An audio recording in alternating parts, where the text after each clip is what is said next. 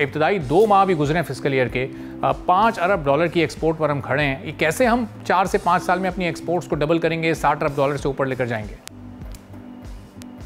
देखिए, इसमें जो फर्स्ट स्टेप हमें लेना है कि जो शायद गवर्नमेंट कोशिश भी कर रही है कि हम वैल्यू एडेड की तरफ जा रहे हैं। टेक्सटाइल देखें तो उसमें सारी ग्रोथ जो है वो हमारी वैल्यू एडेड प्रोडक्ट से आ रही है। फिर इसी तरह ऑटोमोबाइल पॉलिसी जो आई थी उसमें कंपनीज़ को हमने इन्फोर्स किया था कि वो मेक श्योर करेंगी कि वो एक सर्टेन जो अपनी क्वांटम है वो एक्सपोर्ट्स का करें। इस तरह पहले जो एक टैक्स बेनिफिट होता था कि आप एक्सपोर्ट्स करेंगे तो आपको एक कंसेशनरी टैक्स की मद में आपको एक तरह का टैक्स रिलीफ होता था, जो कि पिछले बजट में गवर्नमेंट ने नॉर्मलाइज कर दिया। अब एक्सपोर्टर भी उसी तरह से टैक्स हो रहे हैं जिस तरह से लोकल बिजनेसेस हो रहे हैं। लेकिन जो उसमें से अच्छी बात यह है कि जो आईटी एक्सपोर्ट्स हैं उसका जो विंडो है गवर्नमेंट ने अभी भी ओपन रखा है। तो इसका एक क्लियर कट इंडिकेशन ये है कि गवर्नमेंट का जो सारा फोकस जो है वो आईटी एक्सपोर्ट्स को बढ़ाने के ऊपर है, जो कि अभी जो है अगर हम नंबर्स देखें तो 3.5 बिलियन है, तो इतना बड़ा नंबर नहीं है।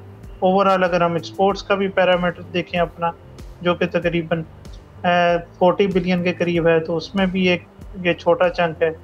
लेकिन इसमें जो ग्रोथ है वो आपकी 25 से 30% की हम एनुअल ग्रोथ अचीव कर रहे हैं। तो क्लियर कट तो अभी यही लग रहा है। फिर रेकोडेक की एक्सपोर्ट्स आएंगी, वो भी आपका माइनिंग सेक्टर में इस तरह दूसरी कंपनी की आएंगी।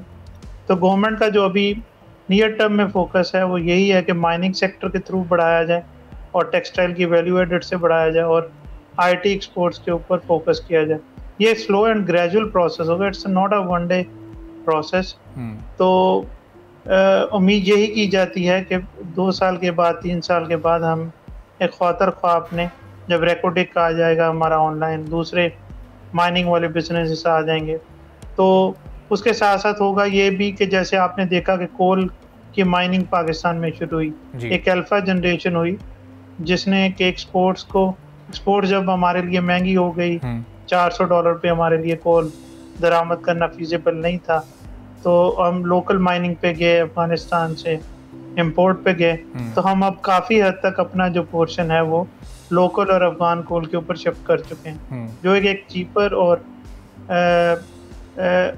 एक कह लें कि कंसिस्टेंट सप्लाई चेन के हवाले से भी हमारे लिए सोर्स ऑफ एनर्जी है। सब्सक्राइब करें और बेल दबाएं ताकि कोई खबर रह न जाए।